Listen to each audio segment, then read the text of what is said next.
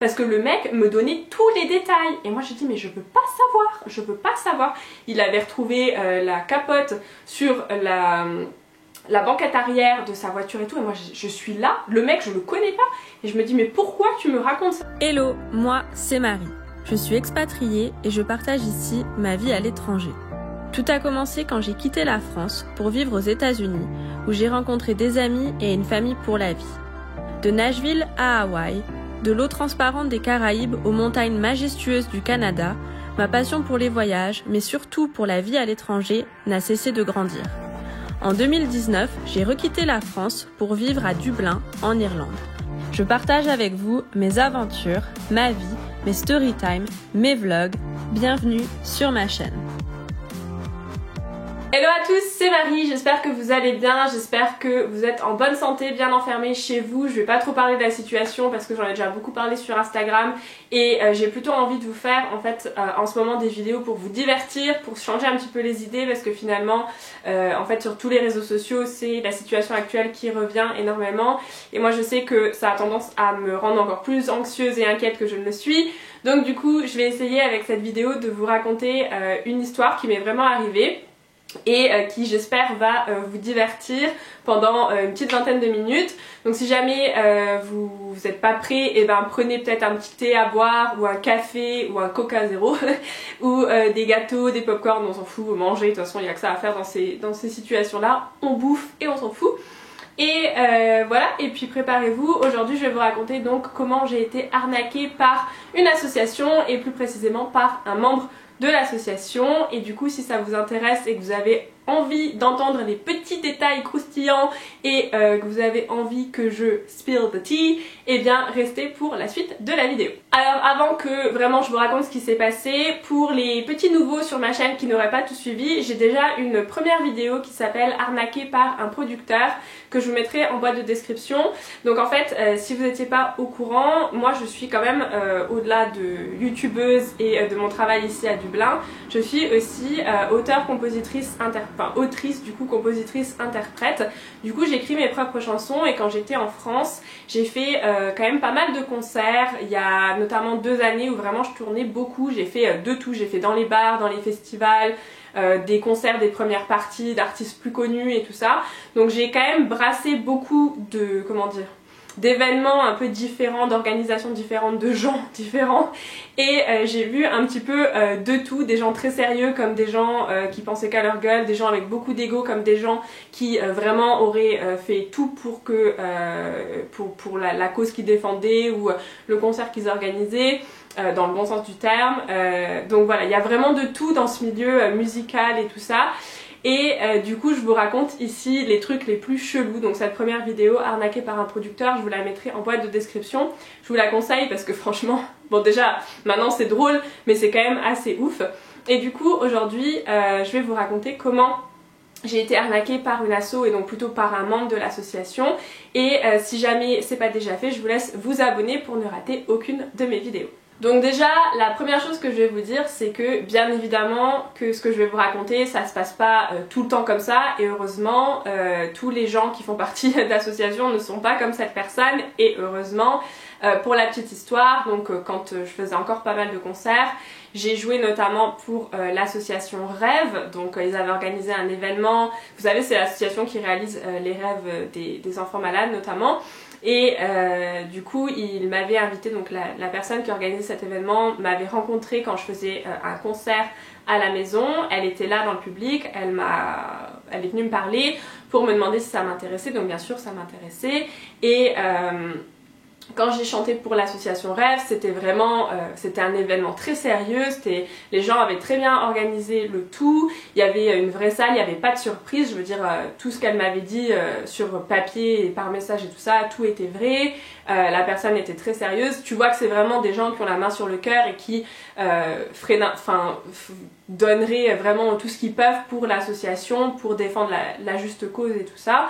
Et j'ai envie de dire que j'espère en tout cas que la plupart du temps ça se passe comme ça. Il faut savoir aussi qu'il y a des gens dans le milieu qui sont très honnêtes, d'autres qui sont beaucoup moins honnêtes. Par exemple moi j'ai chanté pour des bars quand je testais un peu tous les événements que je pouvais faire, j'ai pas mal chanté dans des bars. Et t'as des bars très sérieux qui vont te payer par exemple une commission sur les boissons vendues le soir-là, ou qui font tourner un chapeau à la fin du concert.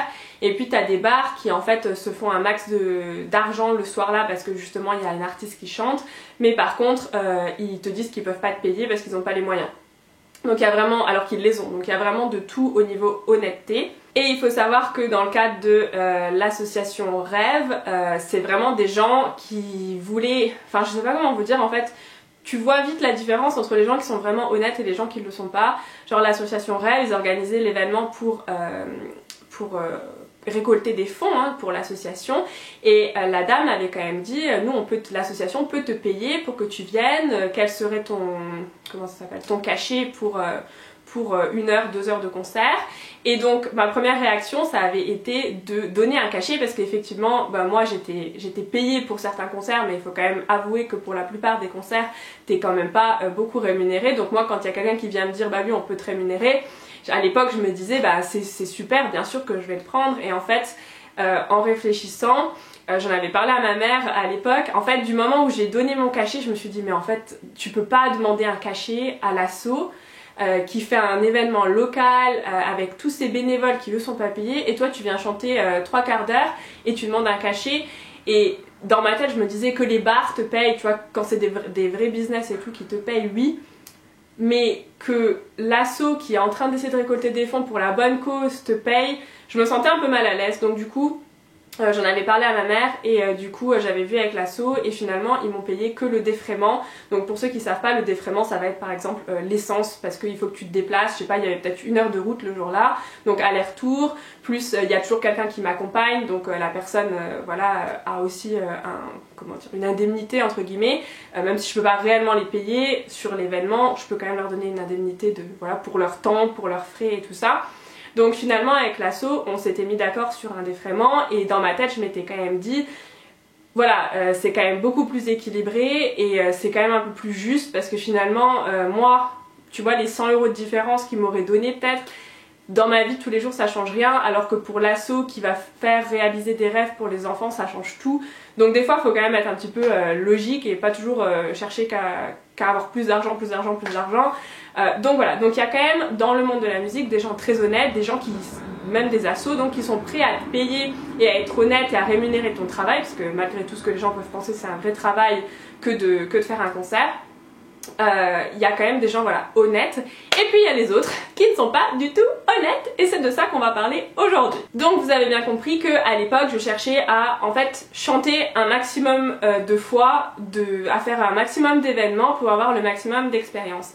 Et donc dans cet esprit un petit peu de chanter pour les associations, parce que finalement c'est quand même super, parce que pour les assos ça leur apporte un artiste, donc du coup ça leur apporte du divertissement pour attirer les gens, et en même temps toi ça t'amène de la visibilité, donc c'est vraiment gagnant-gagnant. Comme c'est des assos, comme je vous le disais, si on est un artiste un peu honnête finalement c'est pas un gros budget pour l'asso, mais en même temps c'est tout bénef pour les deux parties.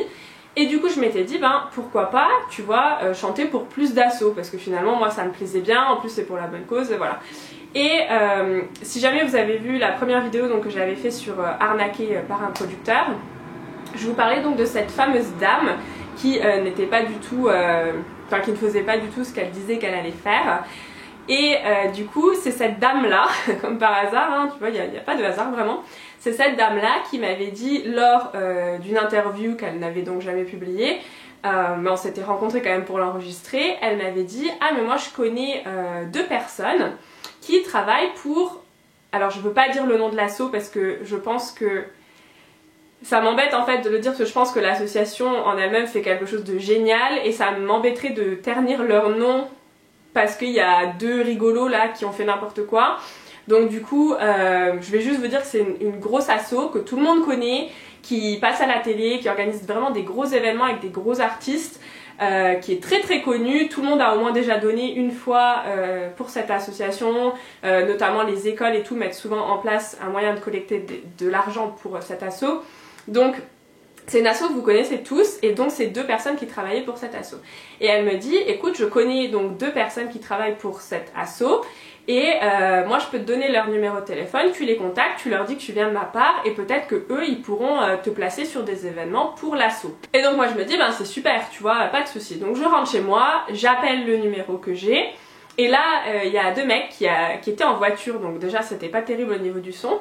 Donc ils décrochent et je me présente, voilà, je suis Marie-Cathil, une telle m'a donné votre numéro et tout ça. Alors déjà, moi il y a un truc qui vraiment m'énerve, c'est que tu les vouvoies, t'appelles et tout, et en retour on te tutoie. Ça franchement ça me... j'ai horreur de ça. Moi, les gens me connaissent pas, genre vous voyez moi, tu vois. Moi je vous vois, je vous connais pas, on s'est jamais rencontrés. Tu tutoies pas comme ça les gens comme si j'étais ta pote depuis 10 ans. Donc c'est une petite parenthèse. Donc il me tutoie et me parle et tout ça. Et puis là il me dit que en fait cette dame là c'est pas leur amie, qu'ils veulent rien avoir à faire avec elle, qu'elle est pas sérieuse, qu'elle leur a déjà mis tout à l'envers et tout ça. Et que voilà, ils veulent pas s'associer avec elle. Et ça me paraissait un petit peu bizarre, tu vois, c'est pas hyper professionnel de... comment dire, de balancer les autres comme ça sous un bus alors que tu m'as même pas rencontré, t'es en train de en gros me dévoiler toute ta vie amicale alors que moi je m'en fiche, moi je veux juste savoir ce qu'il en est pour l'asso, est-ce que je peux participer aux événements ou pas et tout ça. Donc déjà je trouvais ça c'est un peu enfantin comme réaction, pas très professionnel, tu vois, moi si j'ai un collègue qui vient pour quelque chose, je vais pas lui dire ah ouais non mais moi celle-là je peux pas la voir, machin, enfin c'est bizarre, tu vois, c'est pas professionnel. Donc du coup je passe un peu au-dessus et je lui dis ben ok pas de souci, de toute façon vous n'êtes pas amené à vous rencontrer ou quoi que ce soit, mais je voudrais savoir ce qu'il en est pour l'association. Et il me dit qu'il faut qu'on se rencontre pour en parler. Donc on se met d'accord sur un lieu et une heure de rendez-vous et on raccroche, merci, au revoir, à bientôt. Donc moi je me dis bah écoute ils ont décroché, ils m'ont donné un rendez-vous, ça a l'air plutôt sérieux. C'est des jeunes qui travaillent, enfin des jeunes mais quand même adultes, hein, qui bossent pour l'asso. Dans l'ensemble, ça me paraît bien. On sait jamais tout hein, au téléphone. Du coup, comme à l'époque je n'allais à aucun rendez-vous toute seule, parce que moi rencontrer peut-être deux mecs toute seule, même que c'est dans un lieu public et tout ça, ça me branchait pas trop. Tu sais pas d'où ils sortent les gens, jamais, il faut toujours faire très attention, surtout dans ce milieu. Donc du coup, ma maman, ma petite mamounette, coucou mamounette, elle venait tout le temps avec moi, en tout cas dans la mesure du possible, et quand ma mère pouvait pas, en général, je demandais à une copine ou à quelqu'un de m'accompagner. Pour le coup, c'était ma mère. Et donc, on avait rendez-vous, je crois, à 10h au Leclerc, au Carrefour. Donc au Carrefour, rendez-vous à 10h dans, comment ça s'appelle, l'endroit où il y a tous les restos pour manger et tout ça. Le food court, ça s'appelle ici. Et du coup, donc nous on se pointe, bien évidemment on était à l'heure, on voit qu'il est pas là quand on arrive, donc on s'assoit à une table, on se met un peu là où c'était calme. Bon, il était 10h du matin en pleine semaine, hein, donc le Carrefour il est pas non plus surchargé de monde. Je vous rappelle que ça se passe quand même il y a au moins 3-4 ans quoi. Et du coup, on s'installe et puis on l'attend. Et là, 10h, 10h05, personne qui arrive, alors... à part les gens qui me tutoient, le deuxième niveau de gens que je supporte pas, c'est des gens qui sont en retard ou, parce que ça peut arriver d'être en retard, qui ne te préviennent pas qu'ils vont être en retard et qui s'imaginent que toi t'as une demi-heure à perdre de ton temps parce que tu n'es que toi. Et moi je suis désolée, ma mère elle avait des trucs à faire, moi aussi, enfin je veux dire, faut arrêter de prendre les gens pour des cons. Donc au moins tu préviens quand t'es en retard. Et le mec, tu vois, pas de nouvelles. Donc moi je lui envoie un message, je lui dis bah t'es où, nous on est arrivés, on t'attend. Oui j'arrive, je suis en retard. Sans blague, tu vois. On n'avait pas remarqué. Donc le mec il est en retard, il arrive et tout. On le voit arriver un peu, pas en courant tu vois, un peu genre tranquille, pépère, comme si de rien n'était. Salut, ben enchanté. Tu vois déjà je sens moi qu'il y a un ego là qui va pas me plaire. Et pas d'excuse bien sûr d'être en retard. Donc c'est la moindre des choses quand même. Et donc nous on avait une table et tout, on était prête à discuter du sujet donc de l'association, des événements et tout ça. Et lui nous dit ah ben moi j'ai pas eu le temps de déjeuner, j'irai bien tu sais à ce boulanger là pour prendre un petit déj, on se prend une boisson et tout. Et moi je lui dis mais mec il est 10h, moi j'ai déjeuné, j'ai pas faim. Ça fait déjà, il s'est pointé au moins 20 minutes, une demi-heure après. genre assieds-toi, on parle et puis tu iras prendre ton petit déj après. Donc moi je dis ben on a pris la table et tout, tu veux pas plutôt qu'on s'installe là? Et il insiste. Donc je dis ok ben écoute on va à la boulangerie. Donc il faut savoir que le carrefour par chez moi il est très très grand et donc il a fallu qu'on traverse toute la galerie pour aller dans la boulangerie qu'il voulait. Donc ça nous a pris un autre 5-10 minutes. Et donc on s'installe là et puis en fait nous on va s'asseoir mais lui il fallait qu'il commande donc ça prend encore 5 minutes pour qu'il commande. Donc là on en est à plus d'une demi-heure où en fait on t'attend, t'as pas mangé, on t'attend encore. Enfin, genre c'est pas professionnel quoi, tu représentes une association, t'es censé quand même... tu vois ça présente pas bien, enfin moi je trouve que ça présente pas bien. Il y a un minimum quand même de respect à avoir. Voilà. Après moi tu vois si tu veux pas que je chante pour ton asso ben tant pis mais je trouve ça dommage en fait de rendre cette image là qui est pas très correcte et qui est pas très respectueuse non plus. Donc du coup nous on s'assoit, on le laisse commander et tout. Il vient s'asseoir avec nous et puis après il se relève parce qu'il faut qu'il aille chercher sa commande. Donc tu peux pas discuter des choses importantes, des choses intéressantes dans ce contexte là parce qu'il arrête pas de bouger, d'aller, de revenir, et il finit par s'asseoir. Alléluia. Donc il s'assoit et là commence la conversation. Donc moi je lance le truc direct, hein, je vais pas attendre que tu aies fini de manger non plus. Donc je lui dis ben alors qu'est-ce qu'il en est de l'association, qu'est-ce que vous recherchez, voilà moi je chante, je fais ce genre de musique, est-ce que c'est quelque chose qui vous intéresserait, tu vois je me présente, je présente ce que je fais, je dis ce qui m'intéresse, donc ce serait de chanter à des événements parce que moi tu vas pas me demander de jongler, je sais pas faire. Et en fait pour vous la faire un peu en résumé de toute la conversation, impossible pour lui de me dire comment je pourrais aider, comment je pourrais être intégrée dans l'asso et comment je pourrais participer à des événements parce qu'en fait il était incapable de me dire quels événements allaient avoir lieu dans les mois ou dans l'année qui allait suivre. Il était incapable de me dire s'il y allait avoir des événements qui allaient prendre place dans les mois et dans l'année à venir. Impossible de me dire où, quand, comment, avec qui d'autre contacter, s'il fallait que je m'enregistre, tout ça. Genre rien du tout. Et en fait au fur et à mesure de la conversation, je me rends compte que on tourne dans le vide, qu'il se passe rien du tout, que finalement moi je pose des questions mais j'ai aucune réponse. Et en gros lui ce qu'il me répond c'est oui mais oui quoi on sait pas en fait. Donc ma mère à côté qui essaye de poser des questions pour peut-être un peu débloquer le truc, en fait on se rend compte toutes les deux qu'on n'obtient aucune réponse, ce qui est très bizarre tu vois, parce que les expériences que j'ai eues avec d'autres assos, elles savaient très bien ce qu'elles faisaient, elles savaient très bien quand était le prochain événement. Je veux dire c'est quand même des événements locaux, hein, on parle pas de gros événements nationaux là, c'est des événements locaux autour de chez moi ou dans un rayon peut-être de 30-40 km avec des artistes locaux, dans des salles locales, enfin c'est pas des trucs à très très grande échelle non plus, même si ça a un impact peut-être important. Et du coup, c'était bizarre en fait qu'il lui ne sache pas alors que c'était lui qui était responsable d'organiser tout ça. Et déjà là moi je me suis dit, si c'est lui qui est responsable d'organiser des événements et qui sait pas quand ils vont avoir lieu ou s'il y a des choses qui sont en cours etc, ça pose, tu vois, ça pose quand même la question de savoir si est-ce que c'est bien lui, est-ce qu'il sait ce qu'il fait, est-ce que je me suis pas trompée de personne, est-ce qu'ils m'ont pas envoyé quelqu'un voilà qui n'y connaît rien. Bref. Donc finalement en fait je dis bah écoute moi je suis partante pour faire partie de l'asso mais il faudra quand même me dire, je peux pas en fait, le truc c'était que moi je pouvais pas m'engager en me disant bah oui dès qu'il y a un événement je viens parce que moi j'étais encore à la fac et je peux pas te dire s'il y a un événement le mardi après-midi que je serai là, c'est pas comment dire, c'est pas possible parce que je serai sûrement à la fac. Et bon moi il était hors de question que je mette entre parenthèses mes études pour ça et en plus je pouvais pas manquer les cours comme je voulais et je veux dire t'es quand même obligé d'être là.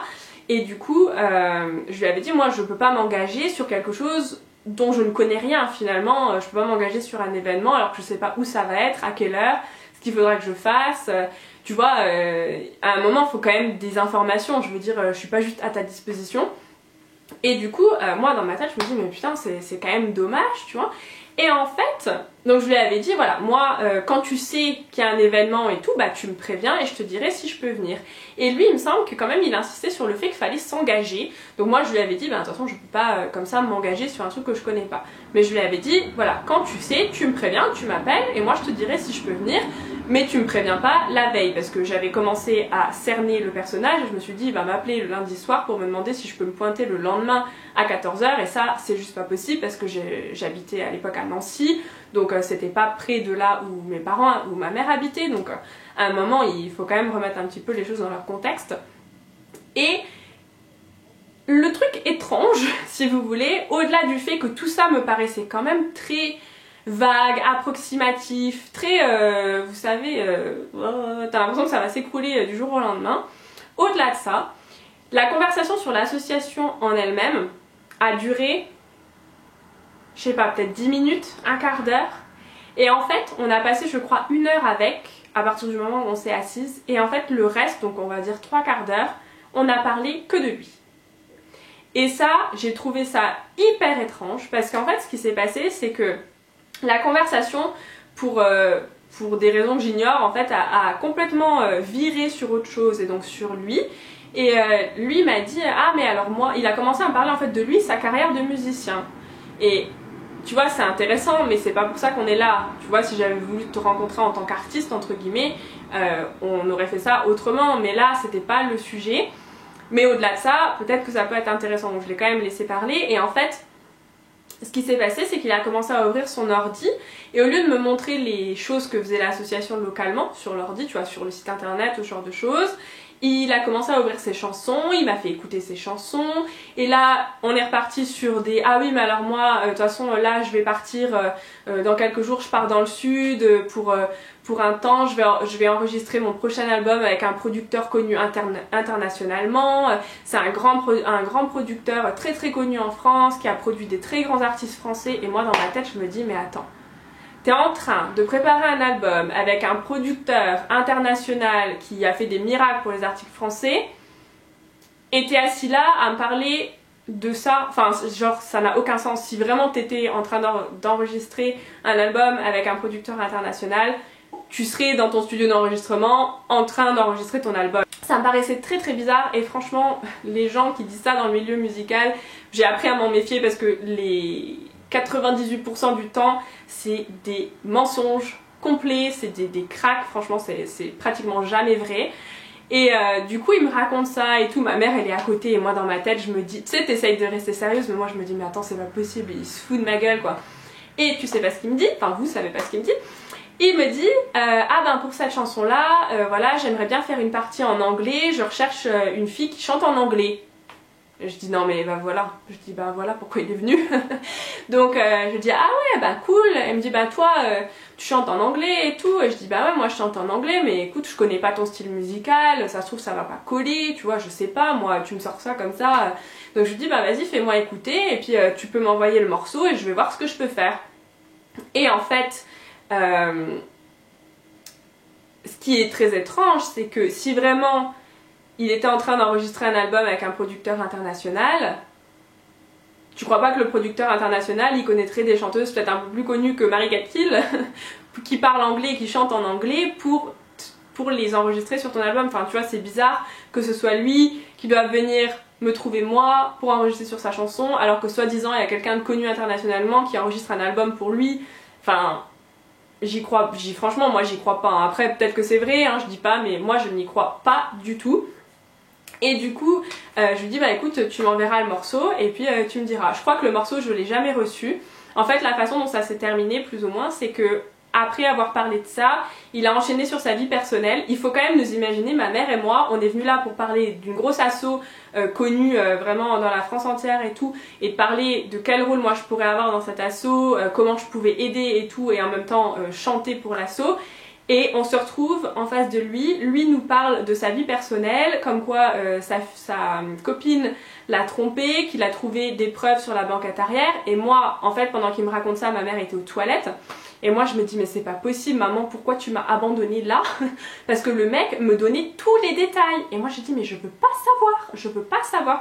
Il avait retrouvé la capote sur la banquette arrière de sa voiture et tout, et moi je suis là, le mec je le connais pas, et je me dis mais pourquoi tu me racontes ça? Pourquoi? Je ne sais pas. Et donc moi je lui disais bah écoute ah ouais oh là là, c'est pas, tu sais c'est ouf quand même, genre je suis quand même désolée pour toi, mais en même temps j'étais là, je dis mais je peux pas savoir, arrête. Et du coup coup ma mère revient et tout, et bah forcément je lui dis pas là comme ça. Lui descend, et je crois qu'il était allé se rechercher, je sais plus, une bouteille d'eau ou quelque chose, et là je raconte vite fait à ma mère, je lui dis mais attends, tu sais pas ce qu'il m'a raconté, là on est plus du tout sur le sujet quoi. Donc en fait ce qu'on a fait nous c'est qu'on a un petit peu tourné le tout au cours, et qu'on a dit ben en gros merci de nous avoir rencontrés, on va réfléchir, dès que t'en sais plus et ben tu me redis, et moi je te dirai si ça m'intéresse ou pas, et puis tu m'envoies ton morceau et je verrai ce que je peux faire. Et en fait on a dit au revoir, merci, et on est parti.